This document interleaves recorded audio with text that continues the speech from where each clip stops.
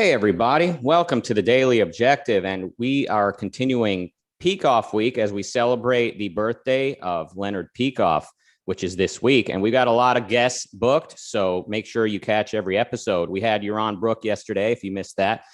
And today is another wonderful day for us here on the show. Of course, I'm joined by one of my favorite co-hosts. He's up there. He's one of the top ones, Nikos.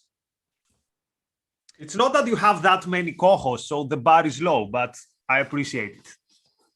Interesting way to look at it. And also we've got one of the greatest non-retired philosophers. I would say he's in everybody's top 5 around here. It's Greg Salmieri. Welcome to the show. Thanks. Nice to be back on the Daily Objective. Nice. So everybody knows we are live again. Yesterday, it was our first ever pre-recorded episode, and there was some confusion. But if any of you want to participate, get involved, super chat, we would love to engage with you. Greg, we know a lot less about you, I think, than some other kind of objectivist, I guess, big shots, I'll say. Like, I don't know that much about. Can you sort of summarize like the decision to go into philosophy, to study and teach it, and then we'll sort of move it over to like the role that Ayn Rand and Leonard Peikoff played in that?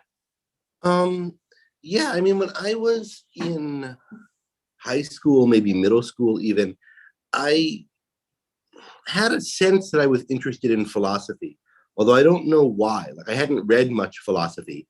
I had read a little bit of Ayn Rand on politics, and a lot of other people on politics and political philosophy. But when I thought of myself as being interested in philosophy, I meant like maybe my image was Socrates, a little bit I'd read in high school, thinking about why things are as they are and what is a good life and how do you know things and those kinds of questions. And that those seemed like the big questions to me. Is there a God? I thought there wasn't, but then what do you do about the things other people do because they think there is a God? How should you live?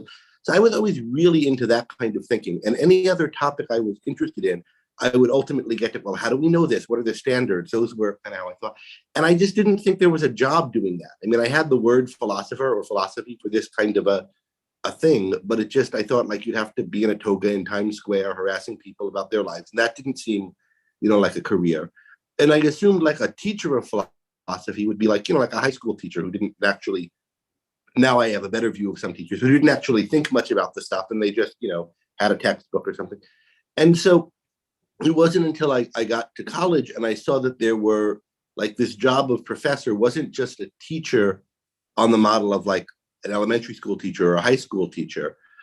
They were actually an expert on the subject who was actively thinking about it and had views. And there were a few teachers in my university who I noticed that the students would like argue about whether they were right. Do you believe so-and-so's view of such and such? And they had written books and their views weren't very interesting or very good, the people I have in mind, but they were, it struck me that somebody is like making claims about how to live and what you can know and other people arguments. I started to see like there is a kind of job here.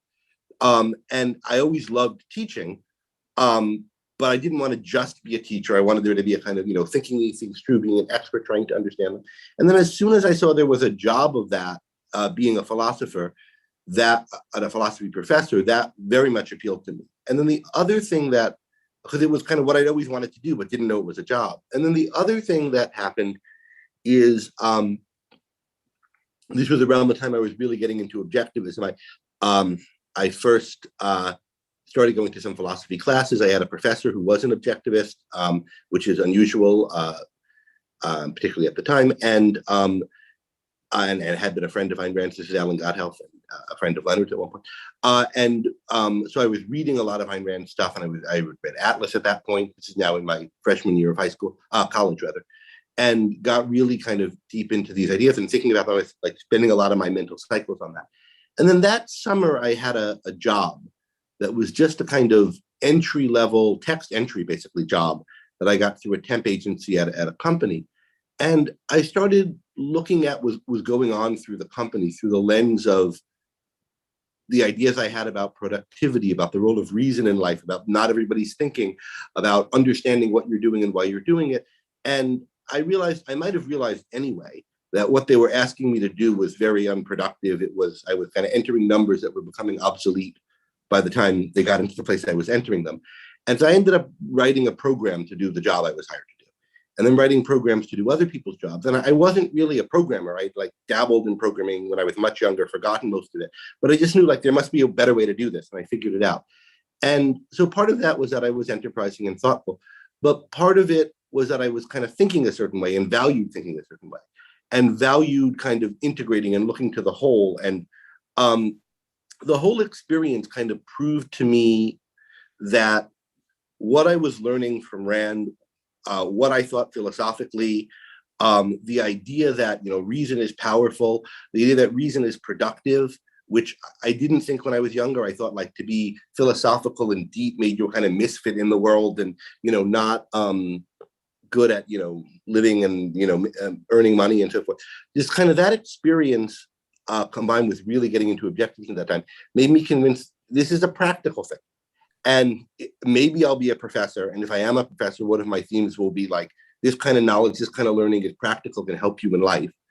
And if that doesn't work out, or if I decide something else, there are other things to do with this. It's not just a studying philosophy, the path to being a philosophy teacher. I don't know exactly what else to do with it, but this kind of teaching and thinking helped me, make something good out of this, very entry-level job I had. I could go anywhere and do this kind of thing. There's something practical about learning, about thinking deeply. And so that allayed whatever kind of practical fears I had about going into the field.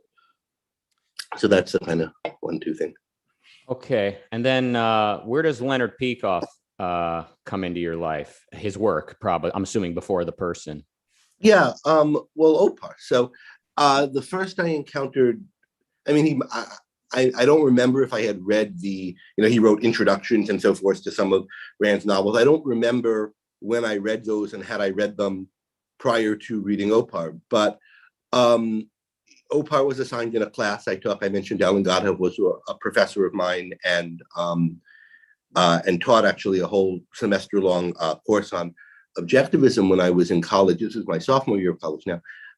I think that was probably the first time I encountered Leonard Peikoff stuff, and I read Opar in that class. It might be that there was some other essay I read first, but it was definitely through Alan. And then at the same time, I was sort of just exploring everything I could find on objectivism. And so, I forget the order in which I came upon things. I'm pretty sure I read Opar before The Ominous Parallels. The Ominous Parallels, though, was really an intellectual experience, as was Opar. Both of these things, particularly Opar, I came to appreciate and value more later. That is, by the time I was learning objectivism, studying objectivism, it had been out for a number of years. And I think it so much influenced how everybody talking about and thinking about objectivism, people lecturing at objectivist conferences and so on, it so much influenced and shaped how everybody was thinking about it, that the degree to which it was, how valuable and how distinctive it was a little less obvious at first, just because so many people were absorbing it, thinking in its mold, thinking in ways that were influenced by it. And it turns out, I later learned by other of Leonard's earlier courses, that when I started doing my own independent work on objectivism and objectivist scholarship, and like thinking about, well, where's the first place this point was made, or how was this formulated? My already very, high opinion of Dr. Peikoff's work, I started to see, oh, he was really the one who made that point too. And this thing that I associate with Dr. Binswanger or Dr. Godhelf or Dr. Gate or whomever, really that's a kind of variation on the point Leonard made. Not to say that these other people didn't, make some good points themselves and have good formulations, but how much Leonard there was in the other people in presentations I admired.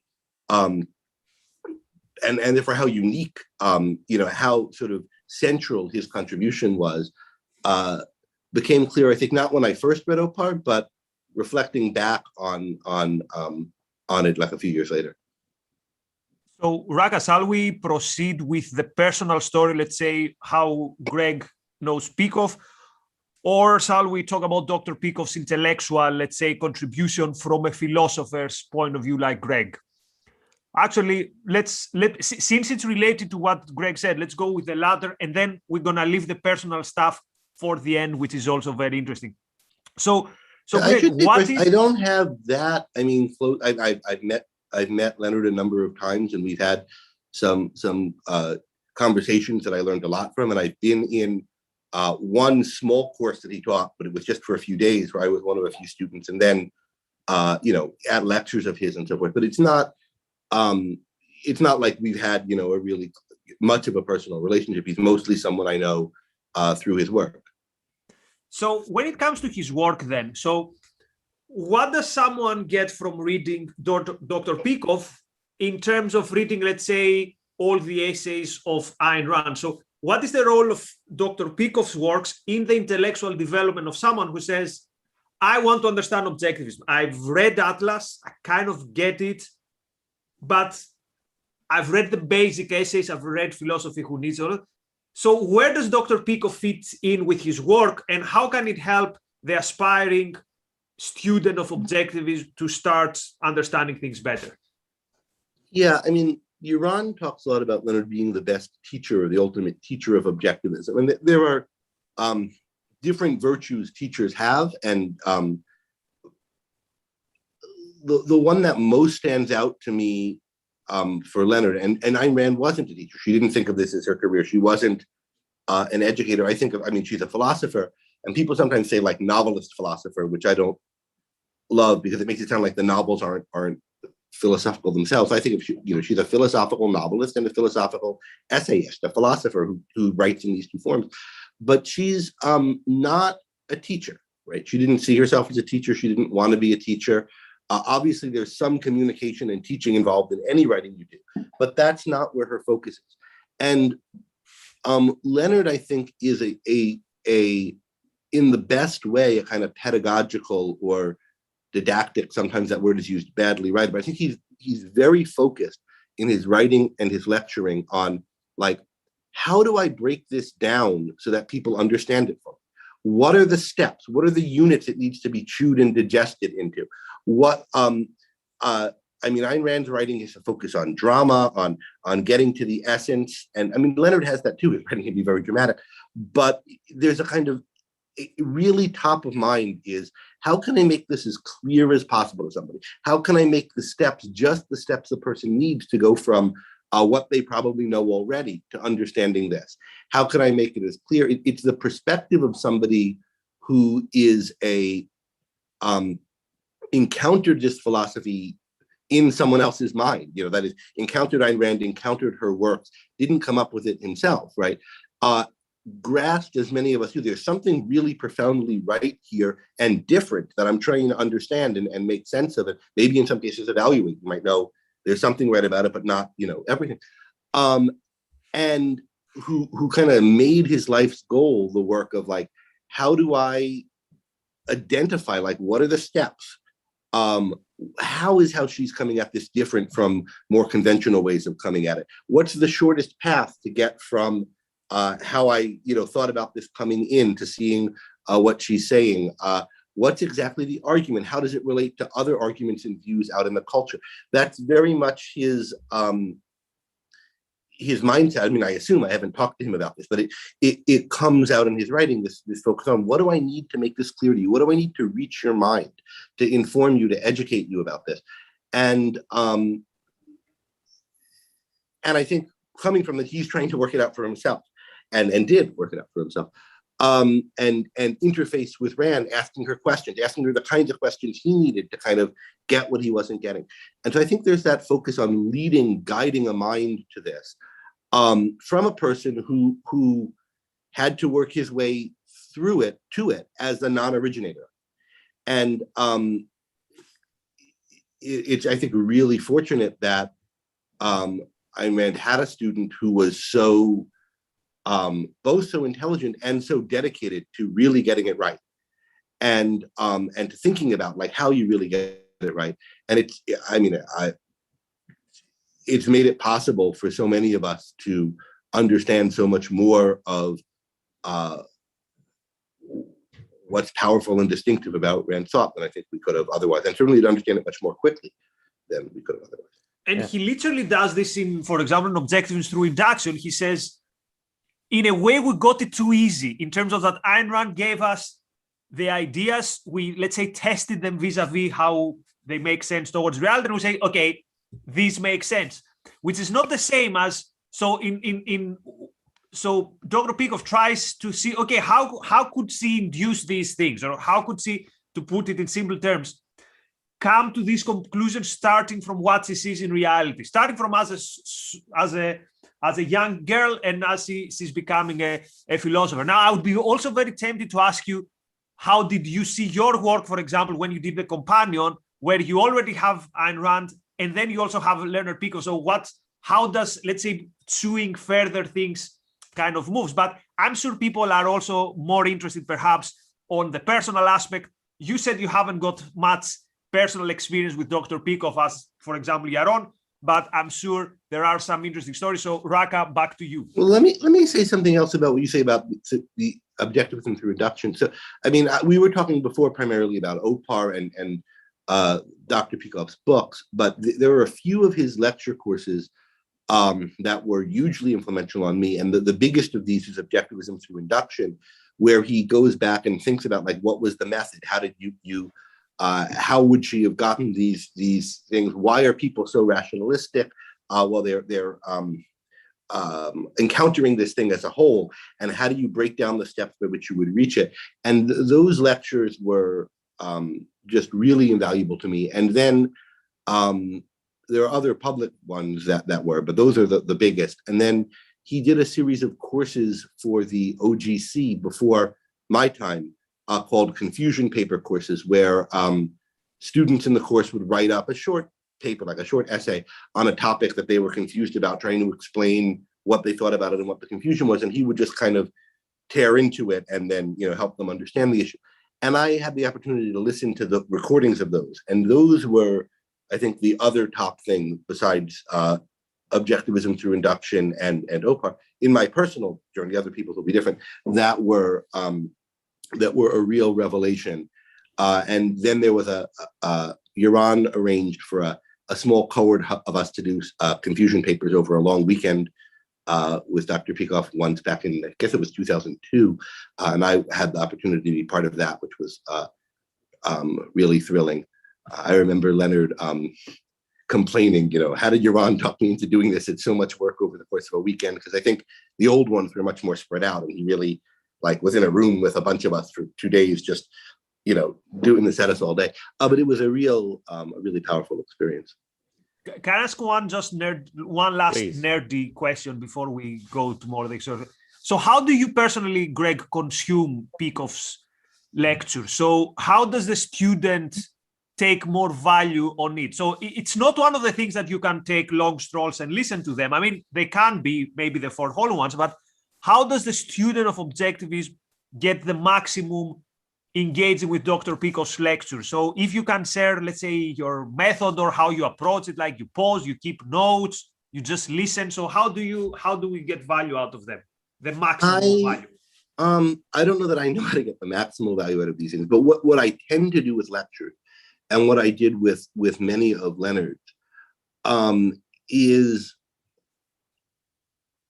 you don't know what there's going to be, how much value to get out of. So in general, I try to consume things quickly and casually at first. And I used to get these lectures, used to have to buy them on tapes, and they came in the mail and so forth. And I would just listen to them as I drove on long car rides. Not 8-hour car rides, but I had an hour commute or something like that. And I would listen to these tapes, and I'd listen to the set, maybe one time, maybe 2 or 3 times, if I thought it was a good set. And that would just be that. I'd have it now in my head. I remember I didn't take any notes. I would just listen to it maybe more than once. And then in that way, I kind of stocked my mind with kind of what's been said about this and by whom. And likewise, when I would read, I would skim the article and kind of just try to get an overall sense of it, not take any notes.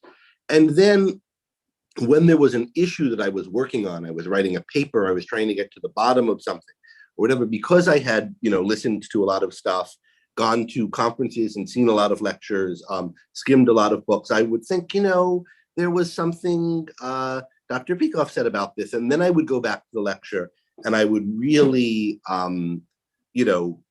sometimes transcribe it, or I might be lucky enough to have a transcription. Somebody else may listen to it really closely, compare it, and I go with certain questions, like exactly what's his point here? How is he explaining it? So I'll give an example in my own work. The egoism lecture in Objectivism Through Induction, that and the objectivity lecture, both left a real imprint on me.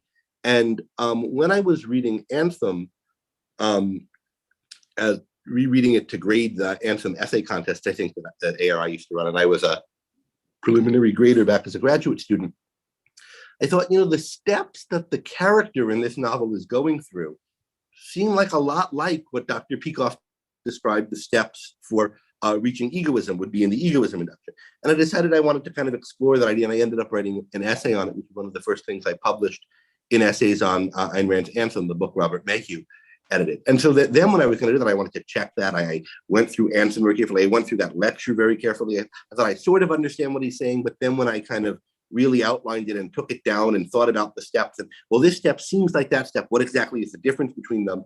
And using some of the kinds of skills that I had used in learning how to read Aristotle and think about him, I got it at a much deeper level. And then I wrote that essay, and I quote a lot from that lecture in there. But I think that's you read something or listen to it first just to kind of familiarize yourself with it, get a sense of what's there, and then you go back to it in a kind of more purposefully when you have a kind of when it becomes a priority, that particular point becomes a priority. That's helpful. Thanks. A lot, so many stuff I want to ask that as I'm listening to all of this. So the point about how, like, in a way, like Rand makes it too easy by like providing her conclusions that maybe she was, middle-aged or older when she finally figured out, and we're being handed this stuff when we're young, or we're just being handed it all without the process of discovering it. And then the challenge, I think, becomes like to actually learn. I think you said, Greg, how did Rand arrive at this conclusion? So I've become of the opinion that, like, to really know a philosophy is to know how it developed and to know its influences. So like I'm reading Nietzsche right now out of interest to kind of understand young Ayn Rand. Maybe similar to with music, like if you love a band, you kind of want to listen to the bands that those band members say they used to listen to kind of better understand it. So I imagine the challenge when studying objectivism and then later teaching it is that you want students to kind of slow down rather than training objectivist soldiers, which is maybe how it was done in decades past, more so than today. That's the impression. Maybe I'm wrong. Maybe it's a misunderstanding. But certainly I would say today, my impression is, and this is a positive thing, I think, that students are told in today's objectivist scene, like it's better to disagree with objectivism until you're sure you agree. It's better to be even sort of agnostic for now until you're sure you've learned this and agree with it firsthand. Yeah, I mean, I think we could talk about the different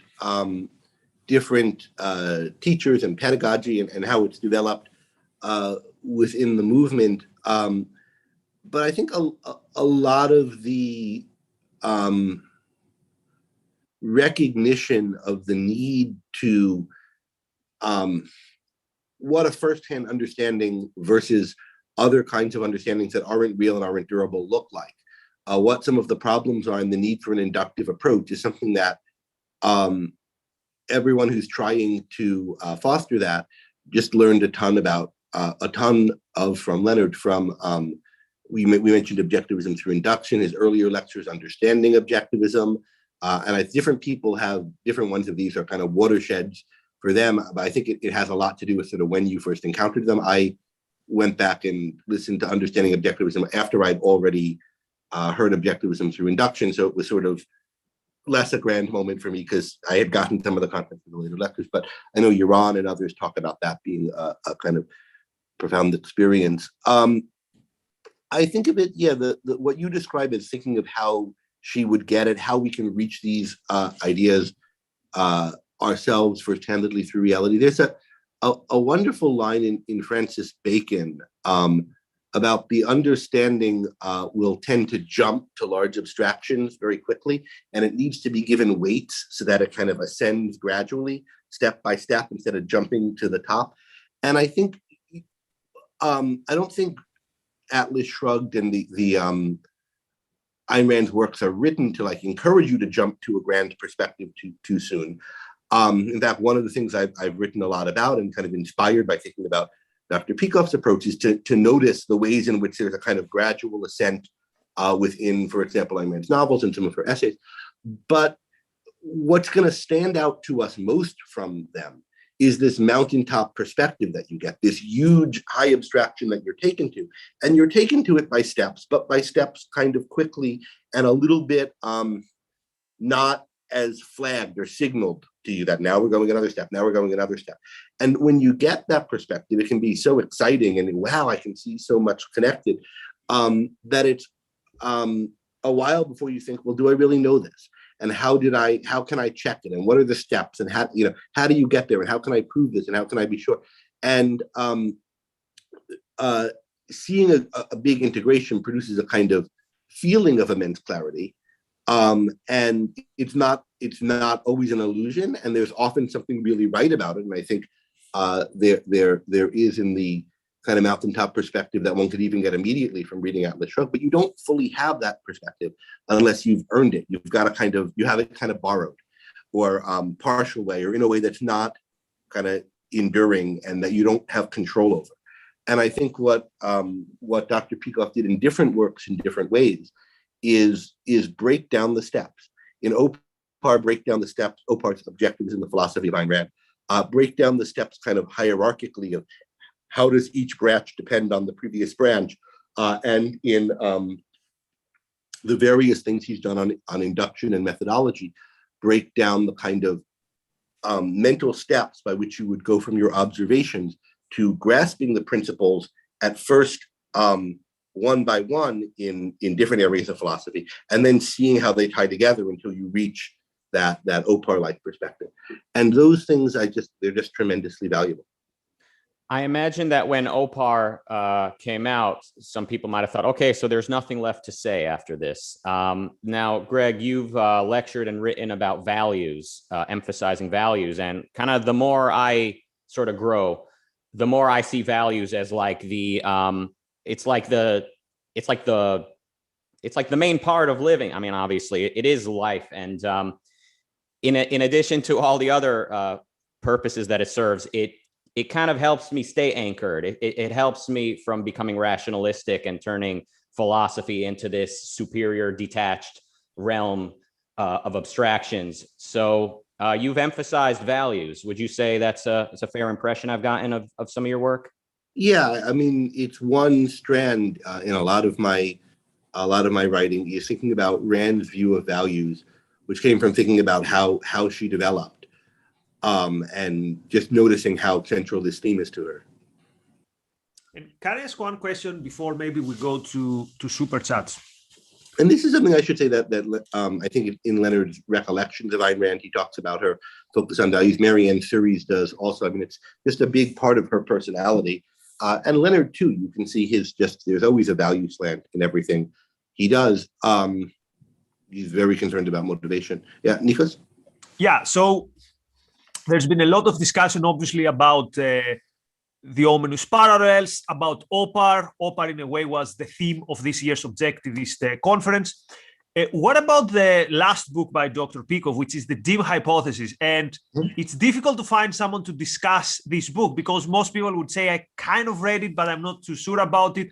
So how does, first of all, Dr. Peikoff view that work? So does he view it as, let's say, an objectivist theory of history? Does he view it more as, in a way, experimentation in a new area? And if you want to tell us something about, let's say, how it integrates, if it does integrate with the rest of his work, and how it integrates, and whether it would be considered, let's say, part of the objectivist literature. Well, I can't speak for him about how he views it. Maybe he'll. I mean, he's commented on that some places in the past, and people can look at the various lectures he's given, but I don't want to, it would be presumptuous of me to say that. I think it's not part of objectivism in the sense it's not part of what Ayn Rand wrote, and it's would be an injustice to him to, it's a new thing he came up with, a new theory about how to, on the one hand, classify and conceptualize different movements in different fields across, like the arts, education, physics, and so forth. And so how to conceptualize and interrelate different fields, how to do it in terms of their epistemologies. And obviously he's getting the take on epistemology, the focus on integration from Ayn Rand. This is something she stresses in a way that's not that common. And I mean, her particular way is unique, but even the focus on integration is what knowledge is about, is distinctive to her. And then it's something that's been a real theme in Leonard's writing even prior to the dim work. So this really high abstraction way of grouping together, a movement in education, a movement in art, types of physics, and so forth, and seeing them as parallel across these different fields. That's sort of one achievement, which is kind of significant in itself, and really helpful in thinking about, this, Spinoza is like certain current politicians, is like a certain classical education, is like that's big, right? And then on top of that, there's this theory of history of understanding different cultures as predominated by one of these modes, approaches to integration, as as seen in the fact that many of their different cultural products and movements did this. And so that's yet another, big thought, right? That Leonard's and not Rand, and he deserves credit for. And then there's a kind of predictive theory of what you can tell, what you should expect to happen historically based on how these modes work and which ones can derive out of others and so forth.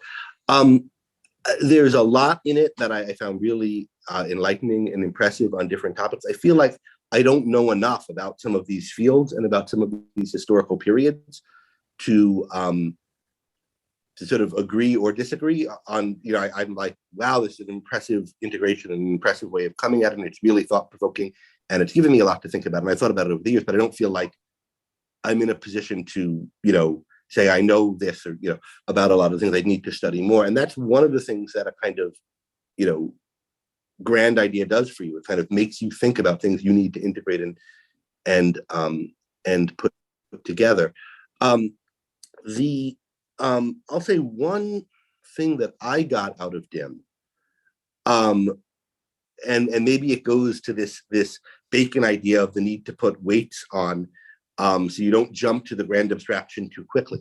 I don't think this is the kind of fundamental point of DIM or the biggest idea in DIM, but it's just one that really became clear to me as I,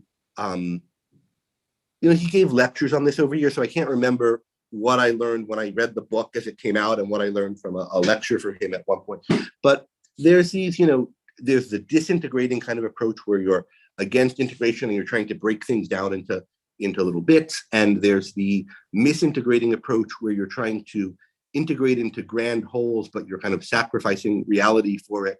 And it's not rational, the integration. There's the proper integration approach. We have a reality-based integration. But he has for both D and I, that D and M, the two wrong approaches, 1 and 2.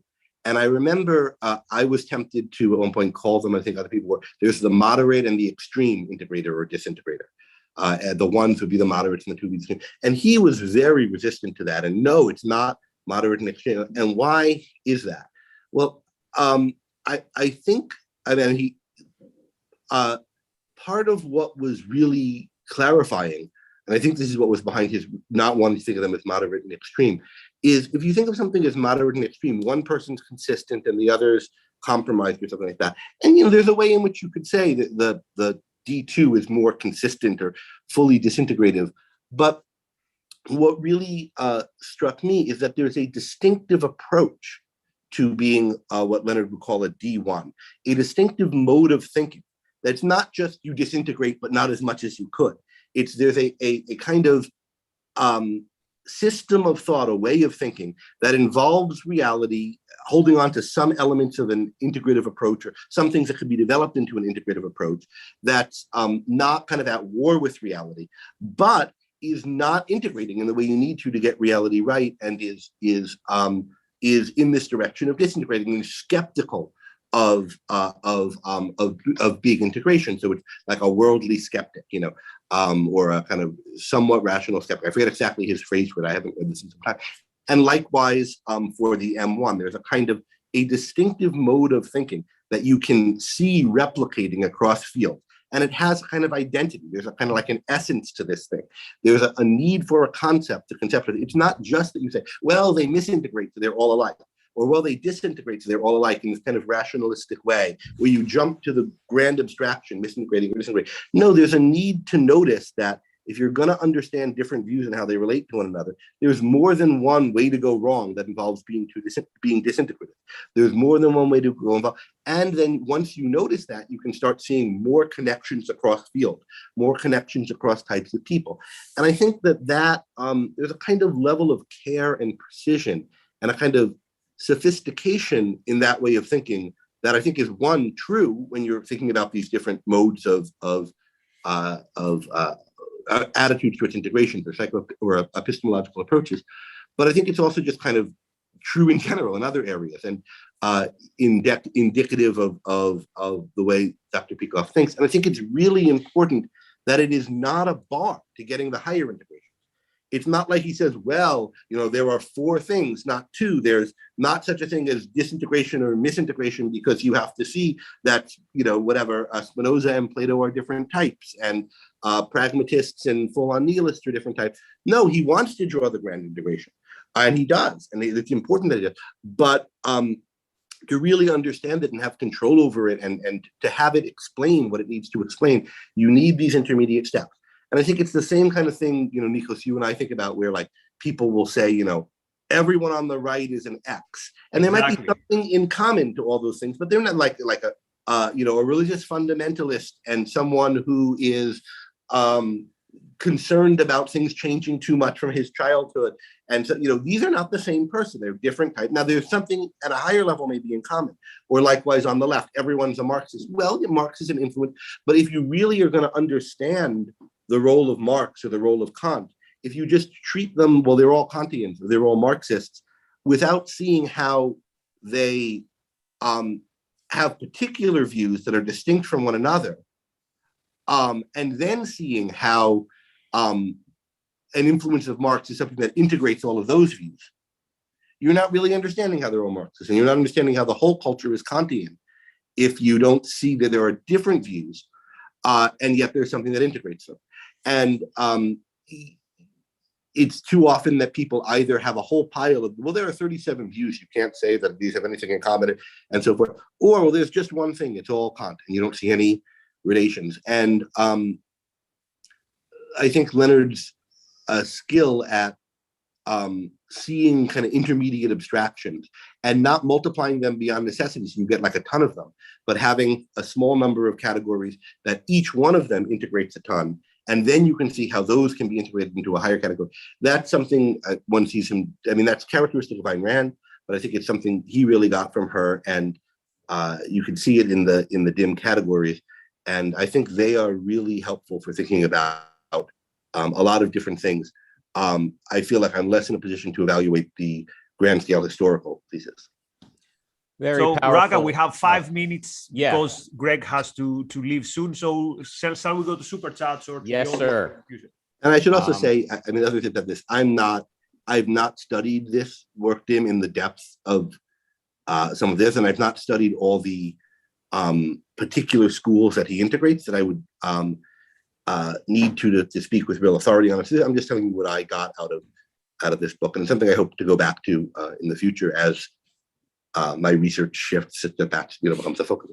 It's very powerful reading. For me, just the word integration became a big part. It entered my vocabulary from reading the Dim Hypothesis, and it became an important word for like mental health and personal living and applying philosophy to life. So just the word integration, if that word becomes more commonly embraced, the world can become a much better You know, place. Leonard gave a really nice set of lectures one year on integration as the key to personal identity. And he eventually, I think, I'm not sure if they're sold anymore, because he was using integration there in a somewhat different sense than he used it in DIM. He was talking about different ways in which somebody's psychology could be integrated or not.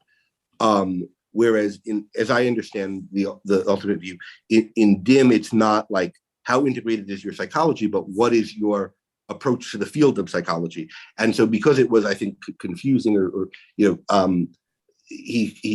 I think those lectures were done on. So, but I found them really illuminating to figure out the extent to which you can be integrated as a person. He talked about something Ayn Rand talked about called the stylized universe premise and the anti-breaking the sound barrier premise, objections to certain movies. I found those lectures really useful and related to DIM, although it's not as squarely related as to become a part of the book or part of that theory. So much Peikoff, so little time. Everybody, please look up Dr. Peikoff's work and don't stop till you've had enough, as the song goes. All right, over the super chats, Rat Lover with 10 pounds. Thank you. Robert with $2 says Dr. Salmieri, guitar and blues PhD. I didn't know that was your PhD, guitar and blues. Wow. No, I mean, No? I do have guitars and play some blues, but unrelated, or I guess everything's related somehow, but Somehow. only distantly related to. And then Robert, again with $5, says, after this Daily Objective episode, search YouTube for Principles and Personal Values by Gregory Salmieri. A top favorite, highly recommended. Well, that's a recommendation. He speaks highly of this Gregory fellow, whoever that is. The Philosophical Zombie Hunter with 2 pounds says, I heart Greg. Well, that's nice of them to say. It's good too, because there were some zombies after me, and having a you gotta have some on your side. hunter will be, he has my back is useful. Yeah, Bonnie with $5 says, it's a privilege to hear Greg and others on Aristotle on Clubhouse Monday through Friday at 10 a.m. Eastern time, the Philosophy Treehouse. Yeah, everyone get on Clubhouse and catch that on weekday mornings. That's always nice. Christopher with $1.49 Canadian. Thank you. Phil with 5 pounds says, the role of philosophy and psychology in history. Surely an exemplar Dr. Peikoff lecture. Kind of a question, but more of a statement. Thank you for that, Phil. Thank you, Emily, for the 99 cents. And Rat Lover again with 10 pounds says, I agree with you about that. The integration we're being used more will help things. All right. Sounds like we agree on that. Okay. Those are all the super chats. I mean, we could go on and on all day. Yeah. Sorry, Greg, you had something. It's just while people are recommending lectures of Leonard, another one that I found really valuable, and I think this actually came out of a Confucian paper. That is, there was a period when the Confucian paper courses were going on, that when it was time for a conference, some material from it, Dr. Peikoff might redeliver as a lecture or a variant of it. There was a series of lectures called Judging Feeling and Not Being Moralistic, that I got a lot out of years ago. I think I listened to back in college. And I had an interesting experience with them that is somewhat typical of how I've learned things from Leonard, which is that I listen, and this goes to the kind of pedagogical approach to it. I listened to these lectures, and I found myself sort of agreeing with him, but being a little bit annoyed. Like, why does this need to be said? This is obvious. Someone has some problem, and it struck me as a kind of lame problem, and he's talking his way through it. You have to think about it this way and that way. And I forget exactly what the issue was, but it had to do with how you judge your value. And I thought, like, this, I agreed with it, but it seemed like kind of too obvious to say it, and like I knew it already. Right? And then, like, a few days later, I was talking to a friend who was having a problem. And I found myself like saying things out of this lecture and noticing things I wouldn't have noticed before. Even though I thought, like, this is like clear, why would you need to say this? But it did need to be said, because it made me notice things I wasn't noticing, even if I didn't have the particular issue he was addressing. And so it didn't seem real to me that you would need to make these points. Yeah, this person's thinking of this in this way, like Leonard said, that's interesting. And then, like, a few months later, I noticed subtler ways in which I might be making that mistake that I might have never noticed had I not done. So there's a kind of sense in which in that lecture in particular, things seemed obvious and like they didn't need to be said, but they did need to be said. And it was a kind of articulating and spelling out that I just found really valuable. And there were a couple of cases in different ways where he just, had a formulation or said something that just really changed my way of thinking in different lectures. This one, I can't remember particularly what the issues were. I just remember the experience of seeming like, why is he spending so much time on this? Why is he going into such detail? And then later recognizing just how necessary that was and how much I got from it, even though I didn't realize that I was. Thinking, feeling, and not being moralistic is the lecture. Judging, feeling. And not being moralistic. And a couple of lectures said, I think it's maybe two lectures. I think of Howard Rourke. He's so focused on his own values, his architecture. He judges people, but he doesn't have time to, first of all, be dogmatic in judging them. And he doesn't have time to spend too much. Yeah, that lecture focused, on issues of judging other people, but on kinds of things like, you're choosing an apartment and one of them has air conditioning, but no carpets, and the other has this and it's more spacious. And how do you think about it? It was very, the examples, some of them were very practical and very kind of, ordinary life judgments where you pick between two apartments or whether to continue a relationship or not or something. And just, anyway, I found it very helpful, particularly the time in my life where I heard it first.